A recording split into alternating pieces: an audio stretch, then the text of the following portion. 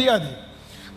சவுல் வந்து செய்த மிகப்பெரிய தவறு என்ன அப்படின்னா, தனக்கு முன்னாடி தாவீதை புகழும்போது அதை ரொம்ப டென்ஷனாக எடுத்துக்கிட்டாரு. ரிலாக்ஸே இல்லாமல், கூலே இல்லாமல், தன்னை என்னமோ வந்து அங்கீகரிக்கல, தன்னை என்னமோ வந்து ரொம்ப ரிஜெக்ட் பண்ணிட்டாங்க, இவன் உயிரோடு இருந்தால் நம்முடைய பதவிக்கே பிரச்சனை ஆயிரும், இவன் நமக்கு ரொம்ப பிரச்சனையாக மாறுவான்னு சொல்லி ரொம்ப டென்ஷன் எடுத்துக்கிட்டதுனால அவரால் ராஜ்ய பாரத்தை ஒழுங்காக கவனிக்கவே முடியலை. எவ்வளவு பெரிய போராட்டமாக இருக்கலாம், எவ்வளவு பெரிய பிரச்சனையாக இருக்கலாம், நான் நம்புகிறேன் கர்த்தர் உங்கள் கூட இருக்கிறாரு, பரிசுத்த ஆவியானவர் உங்க கூட இருக்கிறாரு. அவருடைய அனுமதி இல்லாமல் உங்களுக்கு ஒன்றும் நடக்க போவது இல்லை. நீங்க அதை டென்ஷனா வேண்டவே வேண்டாம், ரொம்ப ரிலாக்ஸா.